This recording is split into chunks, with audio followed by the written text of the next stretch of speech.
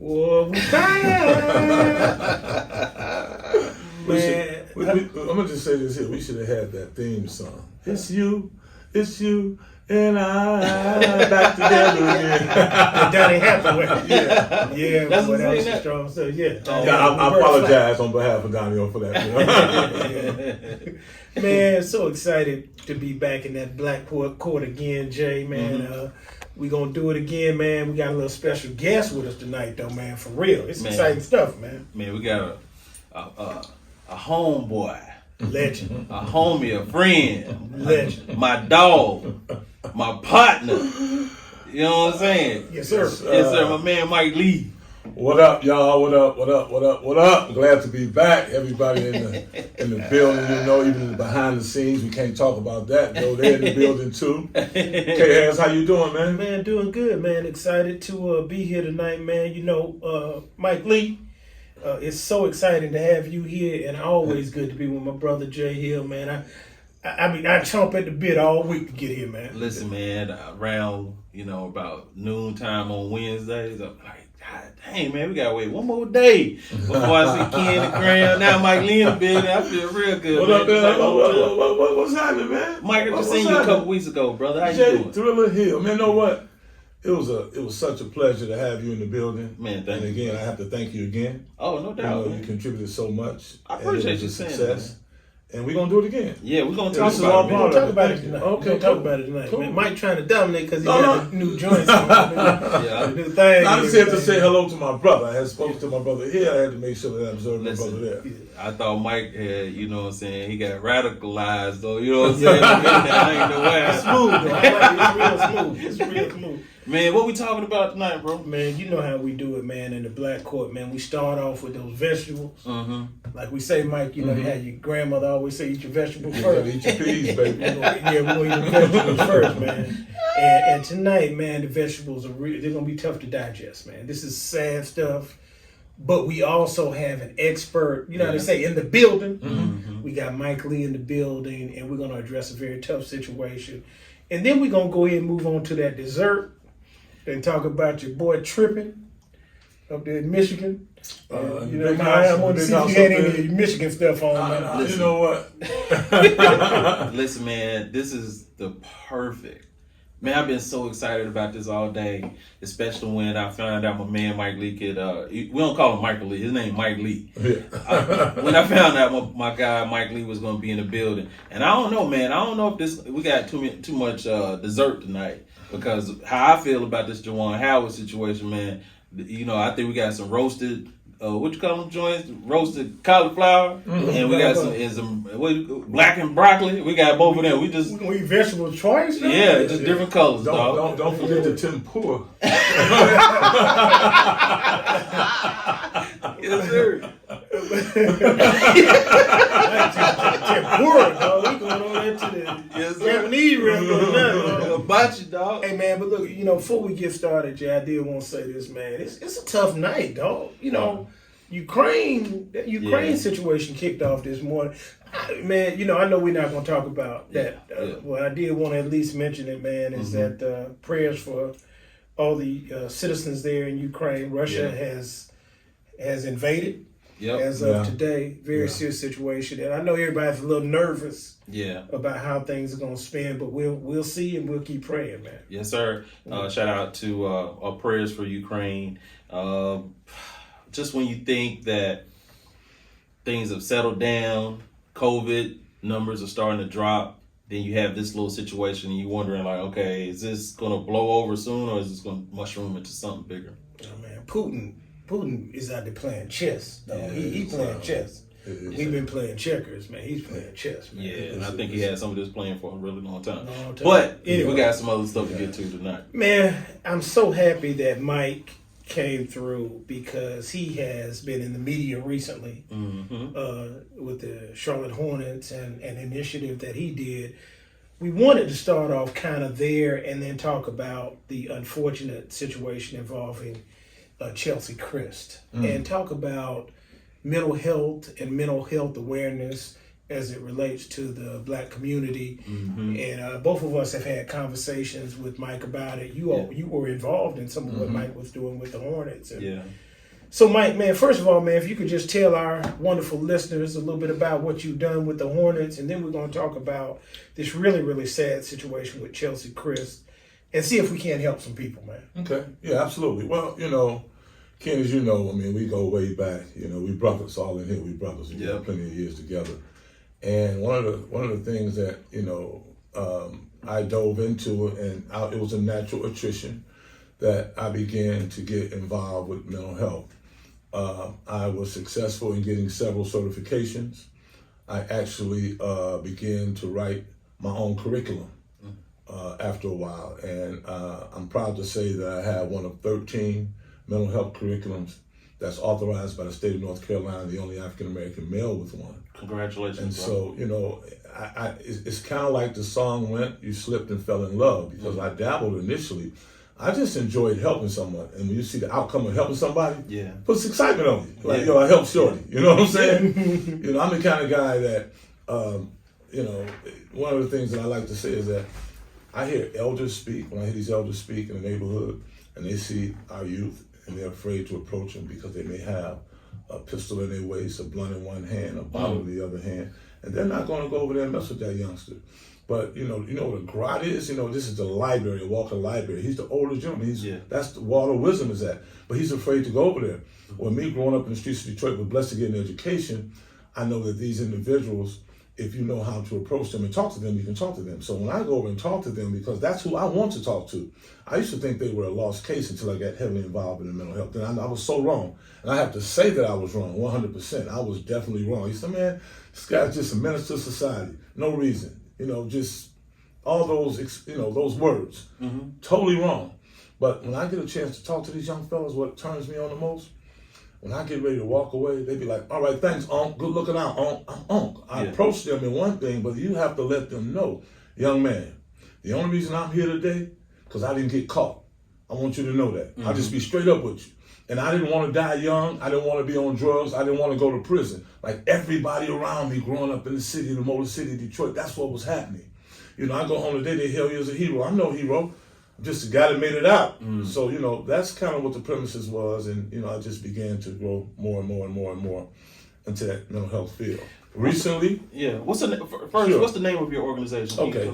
So my organization that I train is called Peer Support, right? And it's called A New Second Chance. Gotcha. And so what happens is, I'm not going to go through the whole story of how I achieved it. It took me a couple of years. I thought I was going to get through it the first year. And I was ready to give up. And because I was the only one that everybody applied that was close to getting it, they said, no, we're not letting you stop. That was so motivating to me. And so I continued on, finally made it happen, but it's called A New Second Chance. And they asked me, because I had to go before the 3-panel. Up in your school, UNC Chapel Hill controls everything up there in the mental health. And so... as with everything. But I had to go before this 3-panel. They 3-person panel was 1 female, 2 men.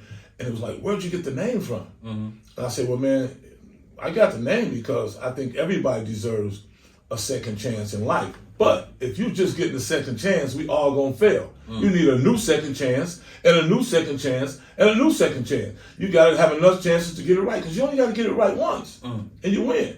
And they loved it. And so I was so proud of that, and I just began to do other things. I was working with youth and adults, some of those certifications. But real quick, I like to explain to everyone what peer support is, because they don't know, because I can ask somebody left or right of me, but it's so widespread. It's all over the nation. It's huge right now. But peer support is, when I give the analogy in my classroom, I say, there was a gentleman that fell in a 6-foot hole. And here comes a lawyer.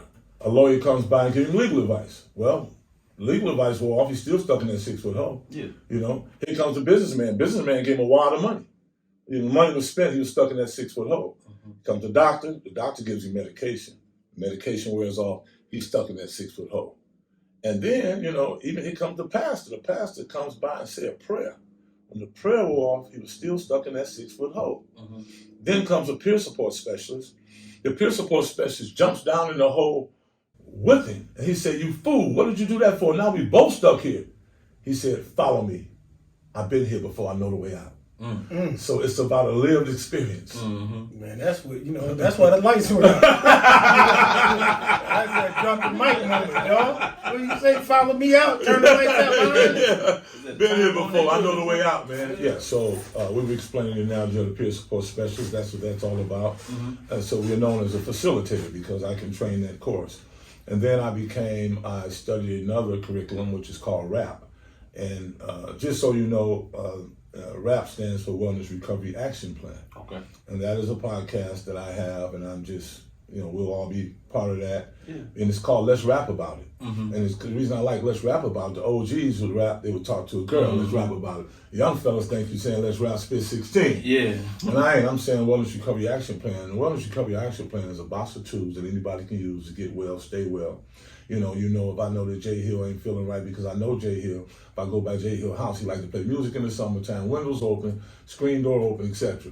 Well, if I know I go by there, it's summertime and the doors are shut, the curtains closed, windows shut, something going on. Yeah. But Jay have talked to me about when he's not feeling well, some of the things that we can do to make him feel well. Yeah. It's based on something called H-Press. We call it hope, because hope, we believe that everybody has hope and everybody can so. And then personal responsibility. We must take personal responsibility in our lives. And then education means just making ourselves better. Doesn't mean a diploma, doesn't mean a degree, just educating ourselves in our environment and things that are going on in our environment. And then self-advocacy. We must advocate for ourselves. Oftentimes we're waiting for others to advocate for us and things like that. But so this is what it's all about. And then your support network. So that's what the H-Press is about. So those are two things. Then one of them is a 40-hour curriculum peer support, and then the RAP is a 20-hour. So now they've added 20. So if I certify you as a 40-hour class, 5-day class, then you have to take 20 additional hours, and then every 2 years you have to do 20 additional hours to stay certified. Gotcha.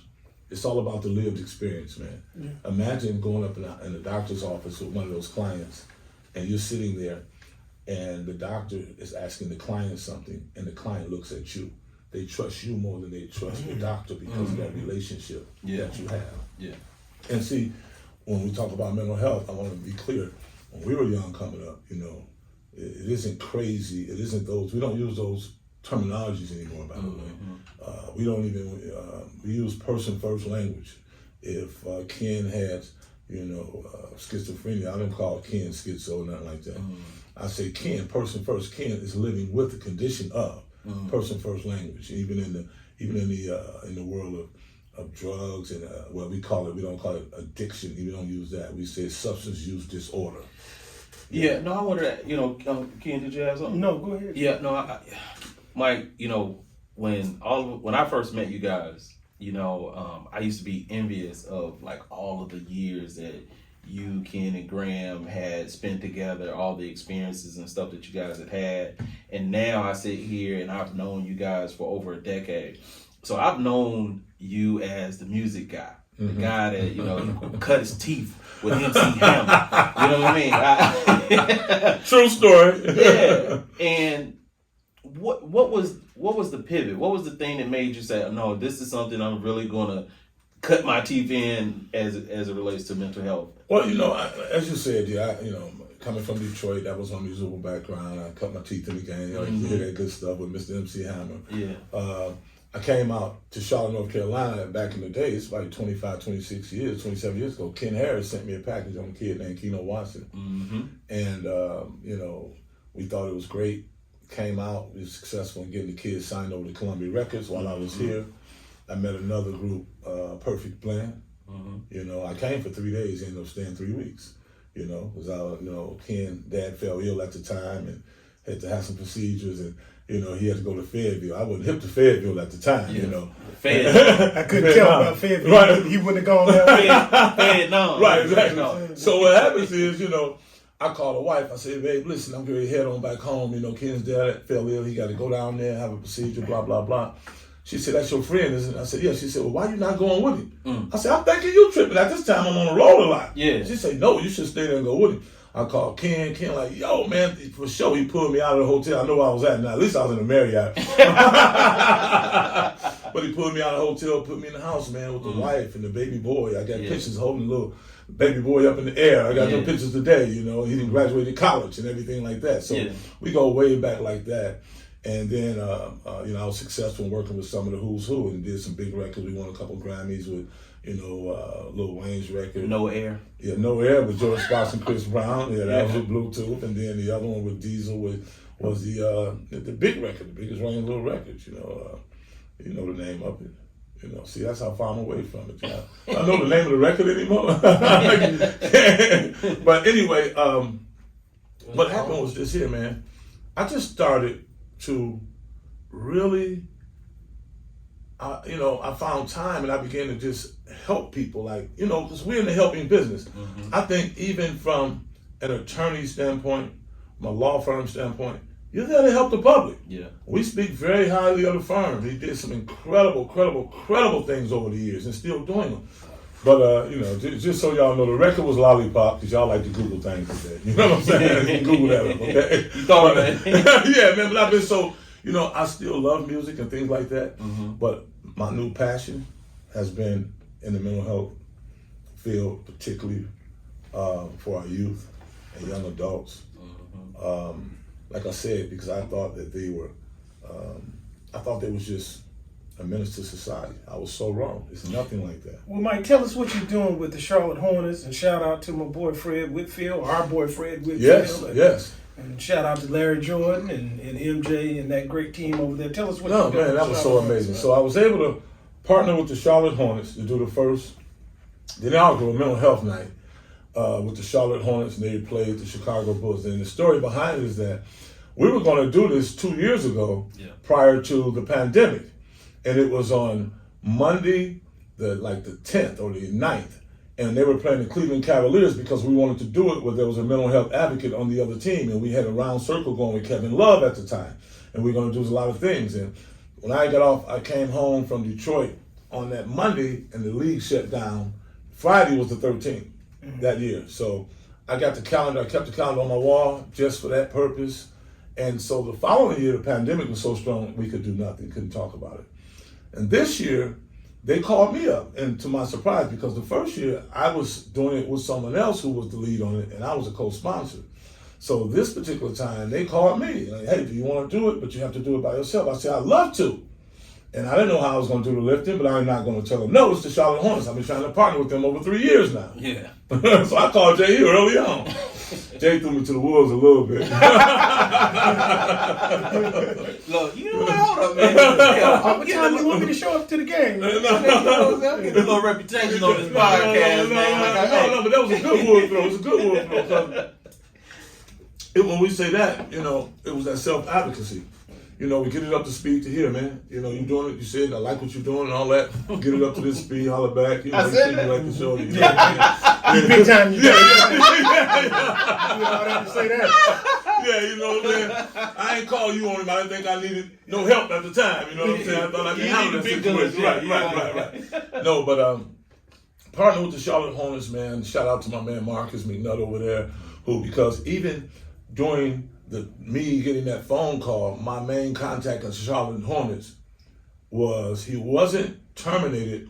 Well, he was self-terminated. He refused to take the vaccine. And so he couldn't work in the building no more. Yeah. And so I was calling. I had all this stuff set up, and I'm like, I'm not getting a response. I'm kind of nervous. I don't know what's going on. Yeah. And so, boom, my guy called me up and said, Mike, listen, your man told me to give you a call. The guy was doing this, and you wanted to. I said, thank you so much. And we did it, man. We brought in a few hundred kids. We had other agencies that were there. We brought the media in. They came out to the office and interviewed. Mm-hmm. The next day, they asked to cover the story. It was pretty big deal, man, because these kids, my thing with the kids is all about meeting them where they are. They're the leaders. My concept is different. I'm not teaching them and telling them. I'm listening to them. Mm-hmm. I need to make them partners and leaders. Yeah. Then it will work, because what we've been trying to put on them doesn't work. Yeah. It's proof it doesn't work. Yeah. So that's what that was all about. Just with the Charlotte Hornets, we'll be doing it bigger and better next year. They've already talked about it. They were super excited about the outcome of it. We were super excited about it. And I learned a whole lot myself, because those kids taught me a lot. Can I ask them something? So, I was there, but there was something that stood out to me. You were doing an interview, and you said, I don't want to I don't want a bunch of crying today. I don't want to open them up like that today. I want to ask, why was that important on that day? And then also, I heard you say a lot about meeting them where they are. Like, what do they feel like they need? That was a big theme of that day, and I just wanted you to elaborate why you took that approach. One of the things that I teach and I've learned in the mental health space is storytelling. Storytelling is it can have so many effects. I'm getting chills as I speak to you about this, because the reason I said that, I could really get you to start telling me your story, and you can become re-traumatized and break down right there in front of me. Even more importantly, what if I'm recovering from something and then you telling me your story and my story was your story, I can become re-traumatized. So you have to deflect and redirect when those things happen. So this was about the kids, so I didn't want no crying, because when I teach my class and everybody begin to tell their stories, because why do you want to be a peer support specialist? I mean, some of the things that I hear, I just can't repeat. We have to sign a consent form, those kind of things. You can't repeat the things that I've heard. Everything that you can imagine people are going through and dealing with. The stuff that you were like, really? What?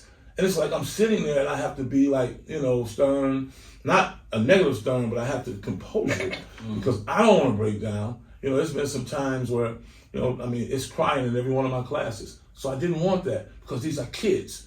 And see, I don't want the kids to start telling stories, because it can be some ugly stories. Remember, some of these kids are coming to school hungry. Some of these kids are coming to school inappropriately touched. Some of these kids are coming to school, well, that's their first meal that they ever got, in the entire day. And some of them are dealing with things because of the pandemic, which we'll get into. But that before the pandemic, mental health was a huge issue, even before the pandemic, man. And think about, young people struggling for years, and we all know it from researchers, clinicians, teachers, and everybody's been talking about that, right? And then we have a pandemic. And coming off the pandemic, the things that we took for granted and that we enjoyed social groups, we enjoyed peer relationships, we enjoyed graduations, we enjoyed proms, basketball, that was taken away from them, right? So when that gets taken away from them, the economic impact kicks in. Well, what do you mean, Mike? Well, now I'm at home, right? So if the economic impact kicks in, the adult lost a job. Remember, all the jobs. They were already suffering. They were already struggling. I'm talking about our people, bro. So they were already struggling. So now the economic factors kick in. They're not eating. Death is in the family. They're hurt. We're not getting the same care that other individuals. Absolutely, man. And so that disruption alone was like what about the political environment? When I say the political environment, I'm talking about the national dialogue that came from the protest of the Black Lives Matter, the George Floyd, and many others, Arbery, and the ones that they're dealing with all of this, man. It's real. This is the first time in the history when I was observing in our own city here, Charlotte, North Carolina, coming from over in the whitest parts of our city. And I don't say that in a negative way, but there are certain area pockets where predominantly whites live, predominantly blacks, and then there's mixed culture. But when I saw whites with the little girls, the little boys out walking on behalf of this, I knew change was in effect going to happen at that point. But look what the kids are dealing with. We never dealt with that before. Yeah. Well, I wanted to ask you, man, it's interesting. We've got to get over into Chelsea Christ.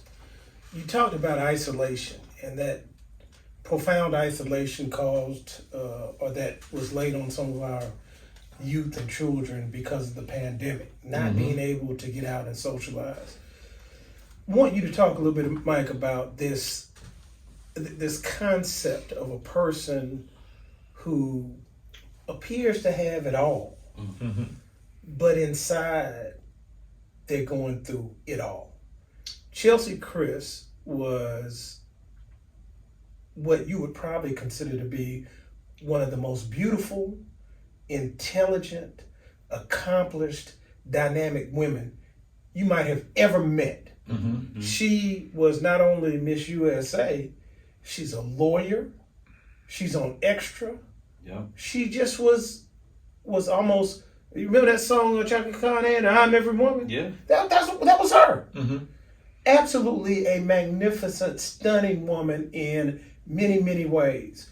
When she passed away, in the district attorney's office, they've ruled it a suicide here recently. Her mother ended up disclosing that she had been dealing in a covert manner with very significant depression. Correct.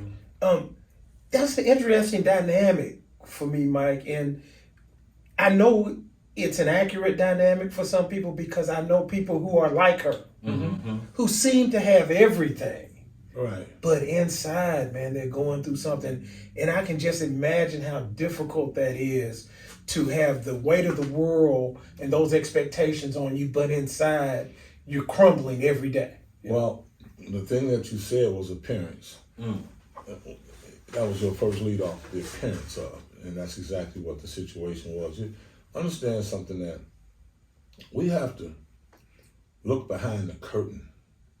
We have become a society where your child is allowed to go in the room and shut the door and it's off limits to you. And it's off limits. That's my house. You lock the door, it's going to be no doorknob on there. Keep it shut too much, the door hinges will be off. Old school, baby. Eric Spears said, his white friend said, that's your area, man. That's your space. And your mom can't come in there, man. So I'm going to take it all the way back to you. So, as youngsters, man, we are all bottled up like that. It's how we handle it and the access that we have. And I'm leading up to our girl, Chelsea, who was, I know God rest her soul and blessed with family. It's tragic, make no mistake about it. But as a youth, I remember days, if you came home, real talk, and you got your lunch money too, your mama sent you back out that door to get another butt whooping. You had to fight that person.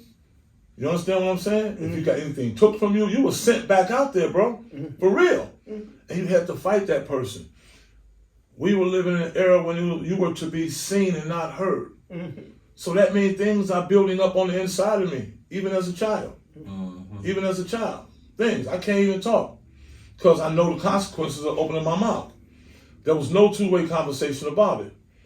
The pressure to succeed. When I looked into her story because I wanted to know more about it, and I found out that she had been hospitalized before, and they said the terminology they used that she had almost worked herself to death. Is what they said. They call it high functioning depression. Yes, exactly. And so with her, she's smiling right now, but hurting on the inside. Well, Mike, I don't mean to stop you, but I wanted to ask you though, how do you catch that and treat it?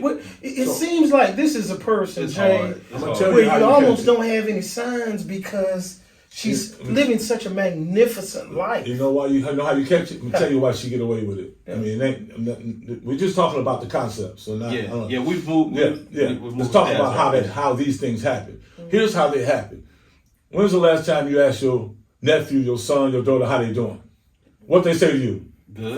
Right. Good. And everything good, right? You keep it moving. Keep rolling. No, I don't. That's why you got to ask questions. You got to go, no, what do you mean good? What does that mean? And then I asked him, like my nephew, I said, man, he's telling me he's good. I said, what's good mean? He tried to explain to me. So I got to go somewhere because you're trying to close off on me. So who's your best friend? Literally, this is a real question. Who's your best friend? He told me his best friend. Why is that your best friend? Who was your best friend before that? We got to ask questions because her badge is so huge, so shiny, you not dare to ask her questions. One thing I've noticed, Ken, just, you guys can tell me, I'm in my mid 40s now. As I look back over my mid 20s, early 20s, the women that I dealt with, you meet more and more people as you grow up, man. And I've just kind of realized that there's a lot of people who are dealing with all types of challenges, whether it's diagnosed or not. And a lot of people are out here just moving along. They're just trying to keep it going. And I didn't realize that at first. Like, even, when I was younger, I remember being in college and, you would have interactions with folks and you just like, oh man, shorty just tripping. Right, Exactly. Just having a bad day or whatever. And now I look back, I'm like, no, there was something definitely going on with that person. Absolutely serious. Do you realize, man, it's like, I think over the last few years, suicide increased like, I think 56% between 2007 and 2017. Do you know 1 in 4 youth attempted suicide? Is it a black thing? That's what I was wondering. That's what I black wanted to males get to. lead that all the way. Yeah. You were talking about meeting them where they at, and just I'm gonna let.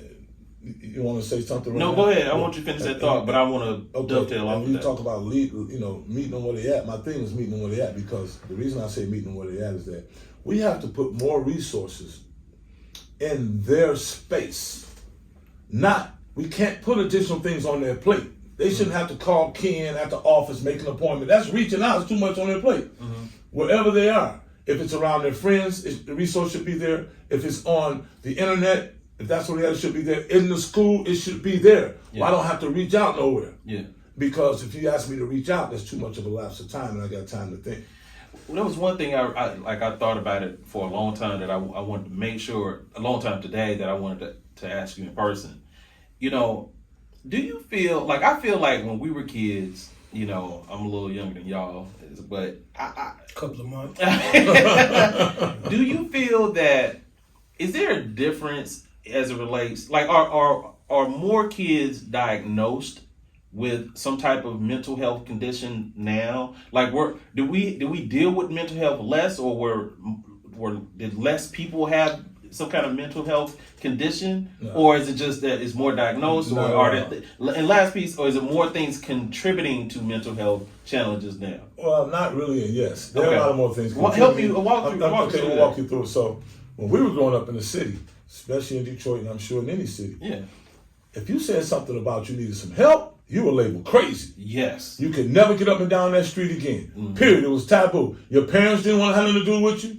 Your aunties, your uncles, your cousins, your friends, you lose everything if you talk about something hurting. That uncle in the back room. That's right. Locked away. Yeah. That's right. That's right. So that's what happened back then. Today, we are on this new mission that it's okay to talk about it. So we've opened up. So we're talking about it now. Yeah. You got more people that's talking about it. And when you all our idols, whether it's Naomi Osaka, whether it's DeMar Rosen, you name them. And you said Kevin Love. Kevin Love. When you see those, these are our stars that we look up to, right? So we idolize them. But guess what? When they open up and talk about mental health, it's okay for me to talk about it too, because we idolize them. So they've been very key. And that's why it's so important for that group of individuals with that type of magnification to continue to talk about it. And so it allows us to talk about it. You know what I'm saying? And so there are more places to talk about it. And by the way, our terminology is different. See, today, depression, anxiety, and trauma qualifies. I said depression, anxiety, and trauma. You show me an individual that has not experienced either depression, anxiety, or trauma. I show you an individual that's not breathing. So that qualifies as R. It's just what degree and what is your support network that you have around you. Well, as we get toward the end of the discussion, Mike, I want to give some people some hope, man. So if you're in a situation like Chelsea Chris, the walls are closing in.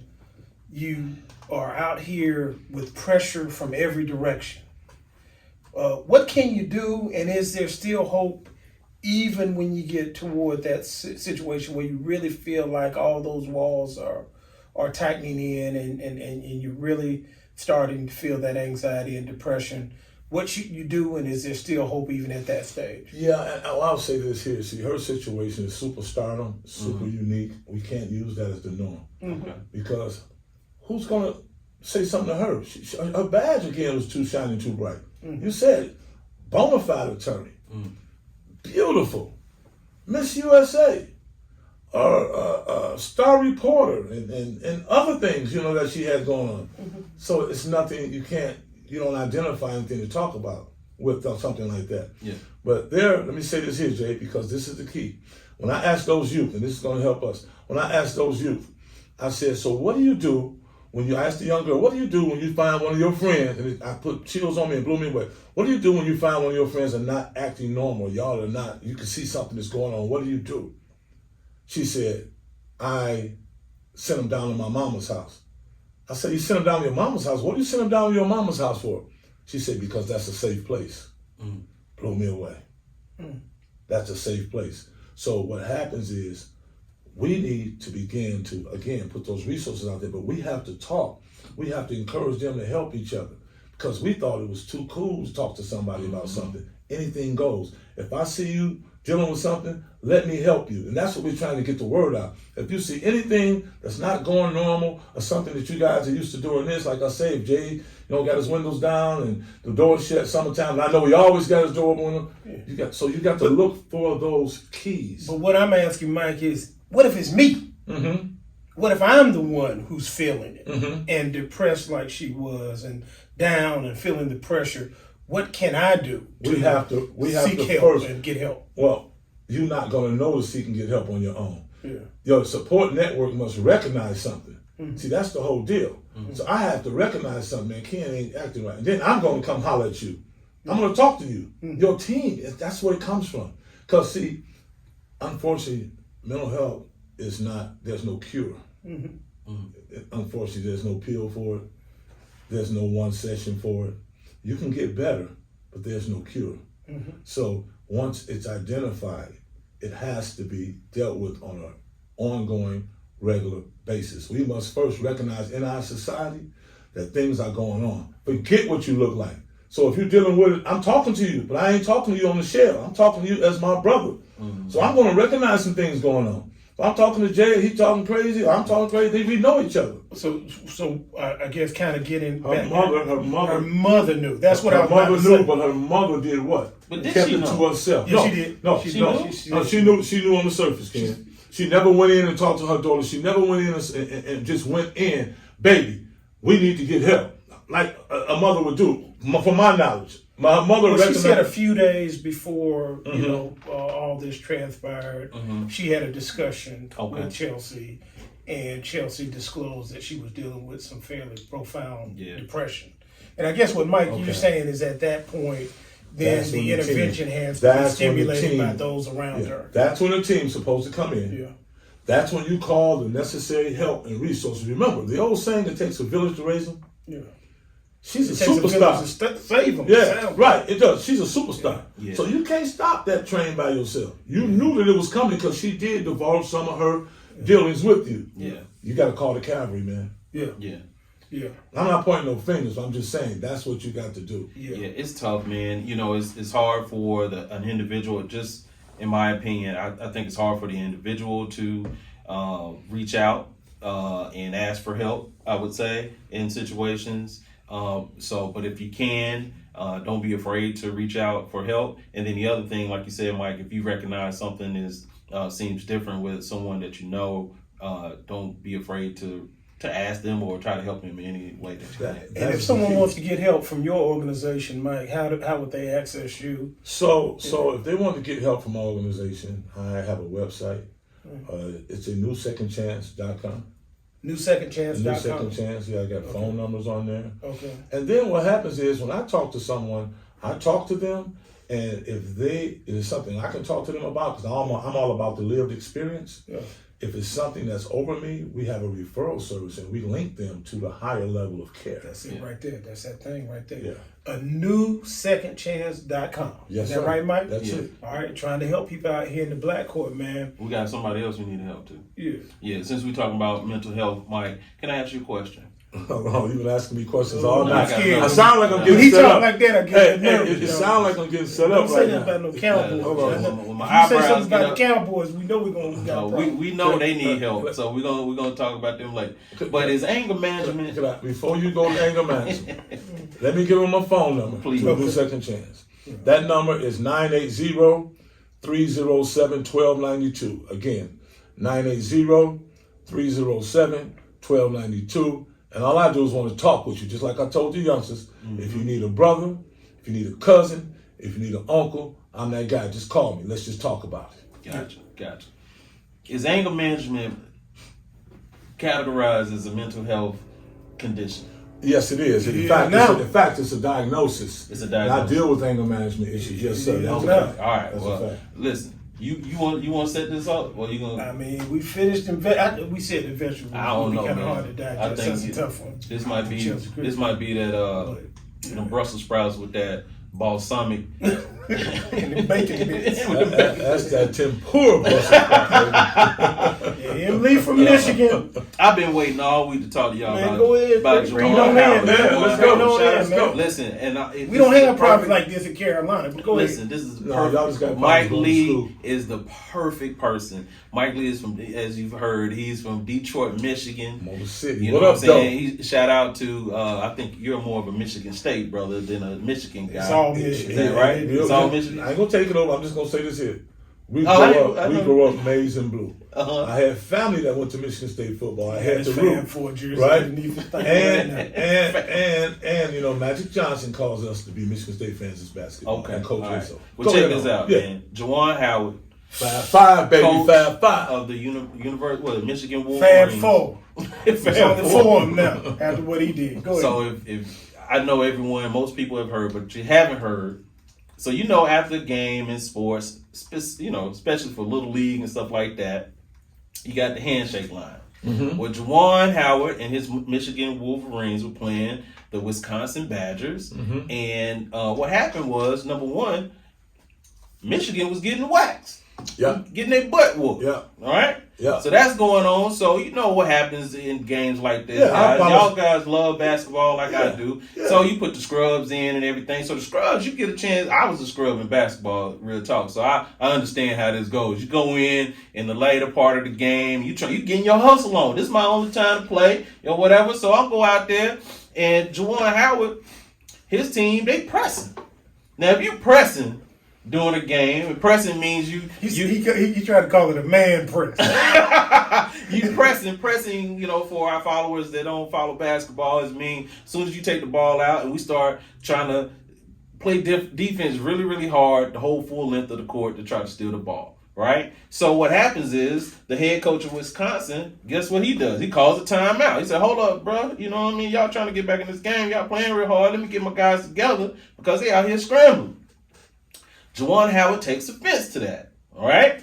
So now they finish the game. Now it's time for the the handshake line. Mm-hmm. Now, Ken, I'm just gonna tell you. In Carolina, we call it the sportsmanship line. Sportsmanship line. All right. So Juwan Howard, you know, normally the coach gets up, both of the head coaches get up, and they lead their team in the handshake line. Juwan Howard said, I need a second. So he let a couple of his players go by. He said, you know what? I'm going to go ahead and, just kind of go through the handshake line. I ain't going to try to, you know what I'm saying, shake the man's hand. I'm going to try to go by him. Juwan Howard tried to go by the man. The coach of Wisconsin, what's his name? Greg Gard, stops him. First, he saw that Juwan wouldn't shake his hand. He puts his hand and impedes Juwan Howard from passing him. And Ken used to say something when people would get stopped by the police. You say, don't try to litigate the case on the side of the road. Well, don't be trying to mediate the situation in the handshake line. We can talk later or whatever. But I'm going to come back to that because that's where I really am on. Juwan Howard says to the man, don't touch me.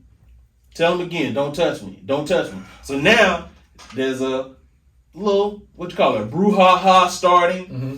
And then now the players are gathering, assistant coaches are gathering. Juwan Howard done reached, like we used to say, jab slap an assistant coach. Not the coach that he was having an issue with, an assistant coach. And I'm going to stop right there, Ken, because this is where I want to live. I know you got some thoughts about Juwan himself, but first I want to say, what do you feel about him hitting someone?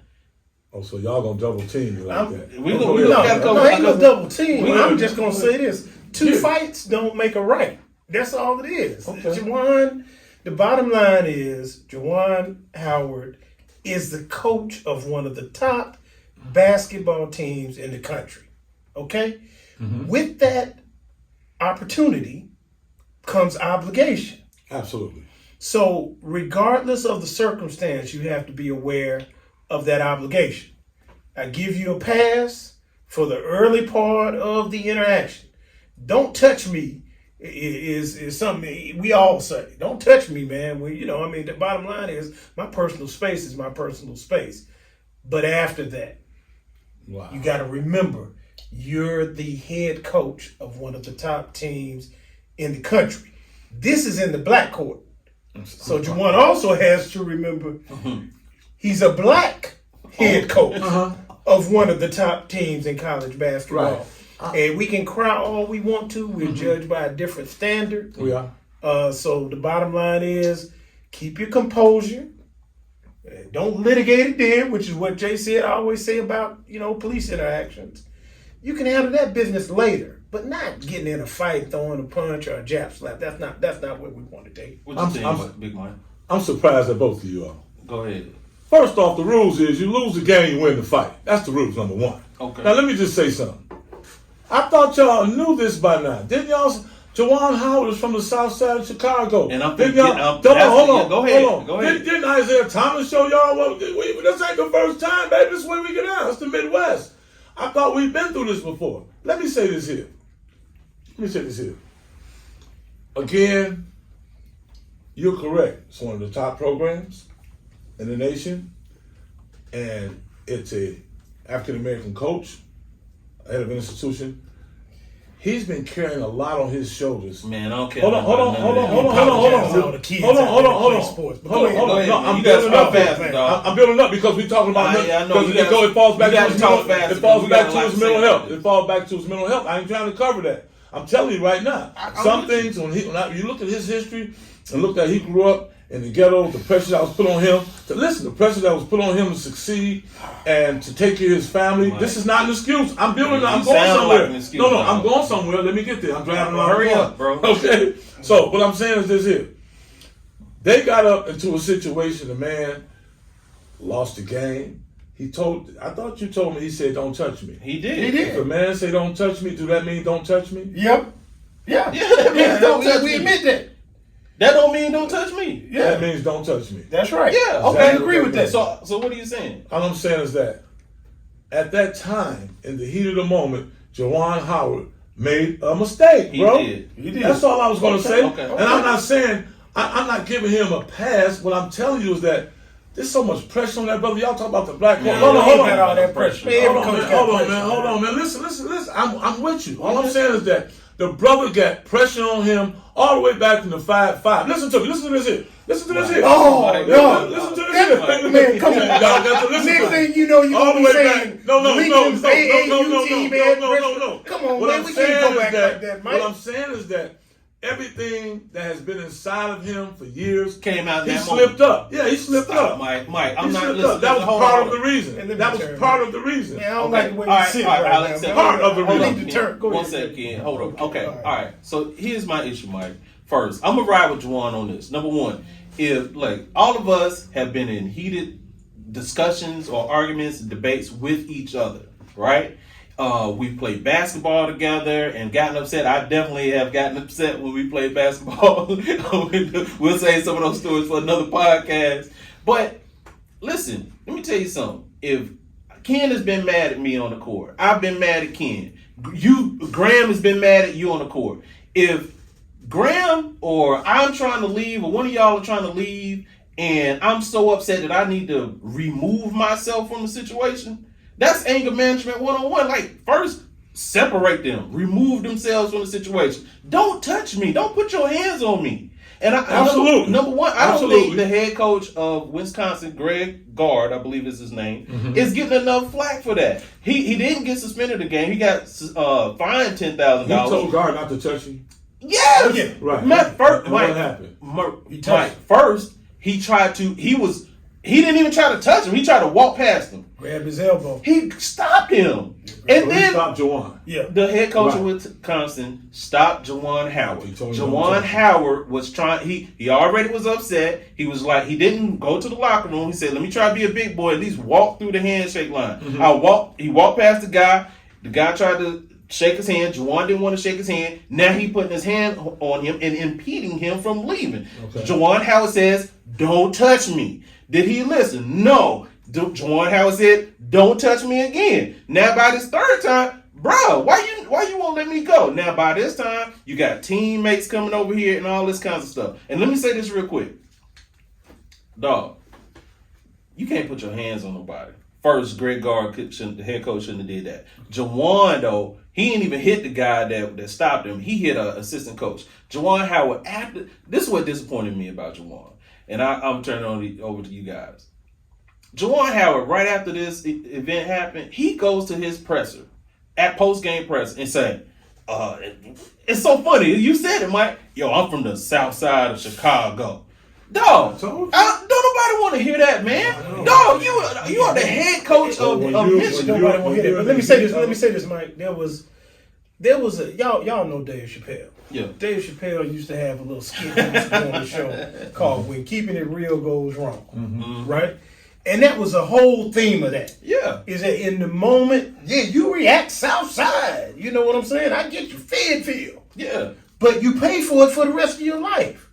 No, you can't do that. But what is more disappointing to me about Juwan is that it's not a when keeping it real goes wrong moment for Juwan in his life. Yep. He is supposed to be representing sportsmanship and scholarship and integrity for all the basketball players and kids out there who look up to him. And black people. And black folks. So if you give up that position at Michigan, right, as that young, dynamic, powerful black coach, because in that moment you kept it real.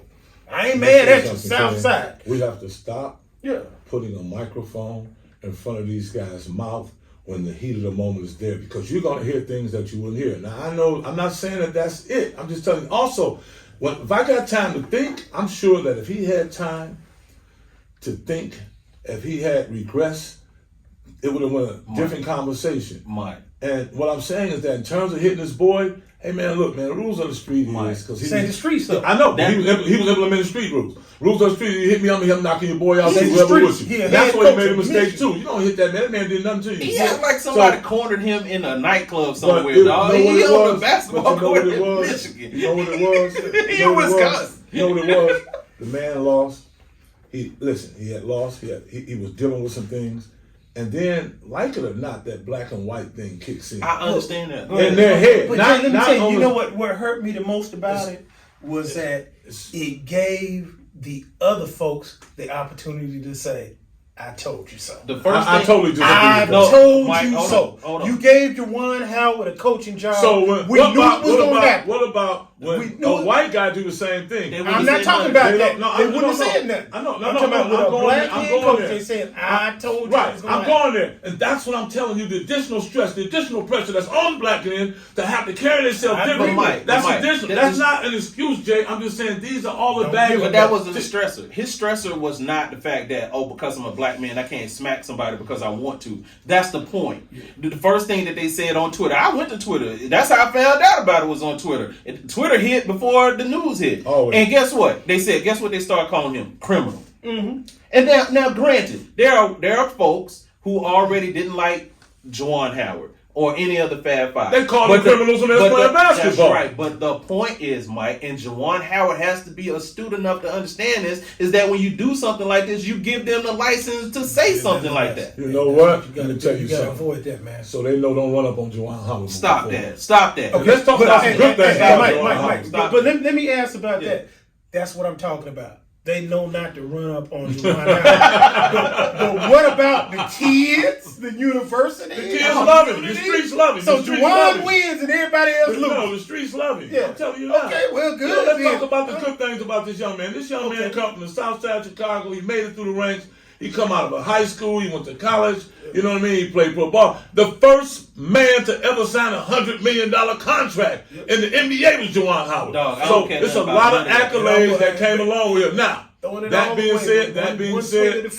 being said, because his achievement was so much, he got a second chance. Normally, you don't get a second chance as a black man in that position. Listen, Mike, I'm just saying. I respect all of that, and I understand, and I'm all for positive information about people. But listen, bro, they had to hold him back last year about somebody saying something or something happening in the game. Maryland game. Yeah, the Maryland game, bro. There's not, like I was saying before, there's nothing going on a basketball coach that a head coach needs to be restrained multiple times, but like he want to run up on somebody. It's mental, man. It is. Okay, so he need help, man. That's what I'm telling you. Y'all just got to asking me about when you recognize somebody need help.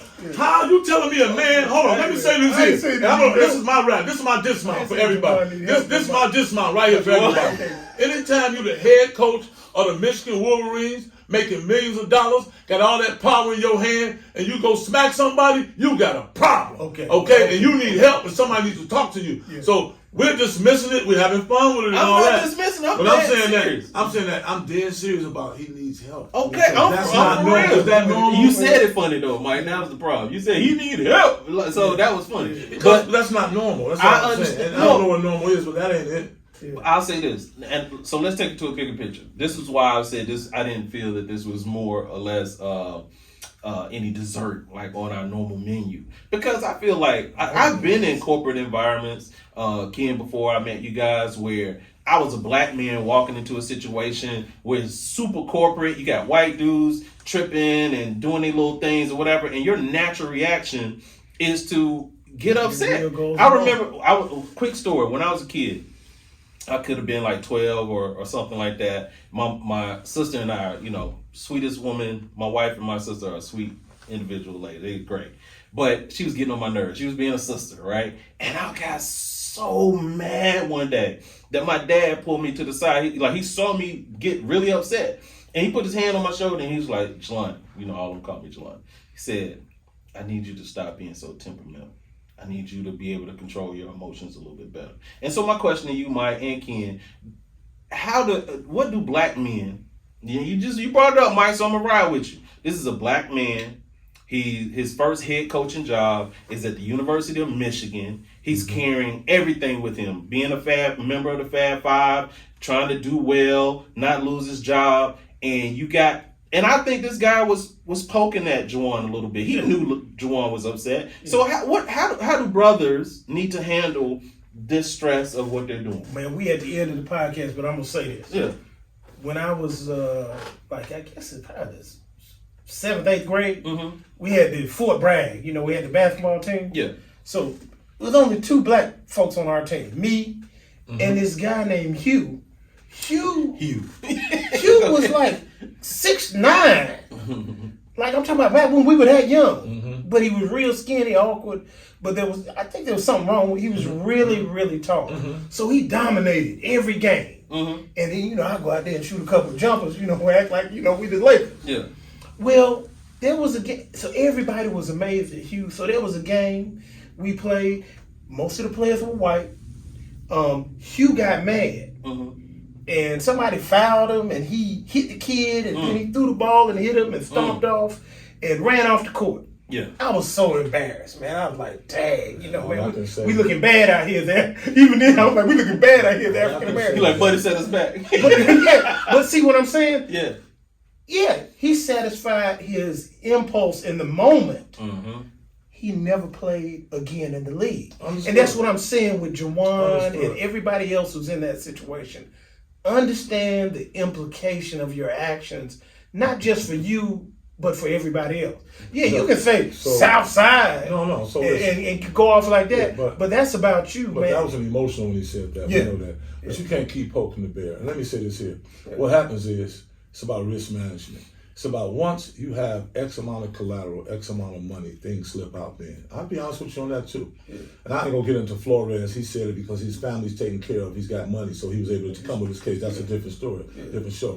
What I'm saying is that when I walked into corporate America, I worked in corporate America all my life, and I, as an entrepreneur, and I was always top dog. I was the best salesman if it was a selling situation, and I showed it. Yeah. But I knew I was black when I walked in. Yeah. Everybody looking at me, I knew that I was a black guy. Yeah. You know what I mean? They don't have to deal with that. So that there alone, so we all are dealing with issues. We all are dealing with issues. I'm telling you that. So sometimes it releases. You know what? If he'd have lost his job and all that, he's still been a rich man in America. Let me finish. This is no excuse. I'm not advocating that. But I'm saying that's how he ended up letting go too. But let me say this here. Juwan Howard, he came correct. Win. He came correct. Win. And if you Juwan, if you want to ruin it for yourself, fine. But don't ruin it for everybody else. In the end, he said, "There's no." Oh, let me read this. Let me read this. Read the thing, man. Okay, so he said after taking. Now, first he was repping South Side of Chicago, and I ain't trying to be that Heat of the type of moment, brother. man. Heat of the You know what I'm moment, saying? I ain't dog. trying to be that brother, but he was repping South Side of Chicago, and then you know what I'm saying. After he talked to everybody, he said after taking some time to reflect on all that happened, I realized how unacceptable both my actions and words were, and how they affected so many. I'm truly sorry. I'm offering my sincerest apology to my players and their families, my staff, my family, and the Michigan fans around the world. I would like to personally apologize to Wisconsin's assistant coach, Joe Krabenhall, and his family, too. Lastly, I speak a lot about being a Michigan man and representing the University of Michigan with class and pride. I do not, whatever. Listen. No, finish it. You want to finish? All right, respect. I did not do that. Nor did I set the right example in the right way of my student athletes. I will learn from my mistake and this mistake will never happen again. No excuses.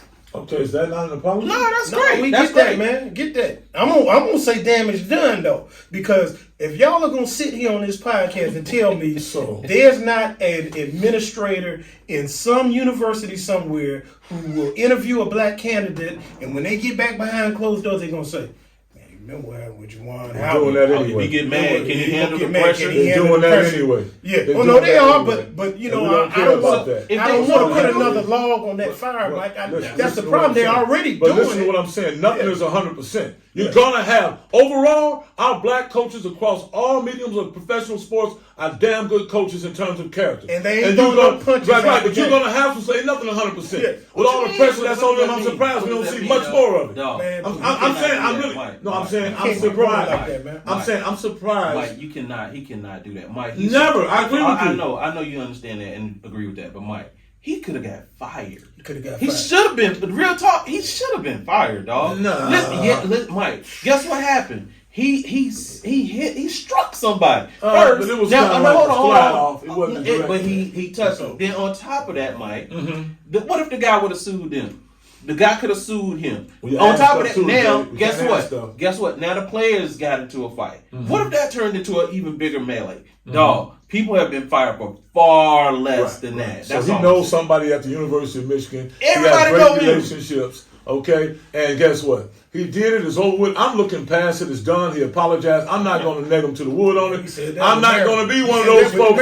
I'm not going to be one of those folks that's going to hold that on that man for the rest of his life. That's why the company's cards are a new second chance. And if you mess up, then you need another new second chance. And then we go a new second chance.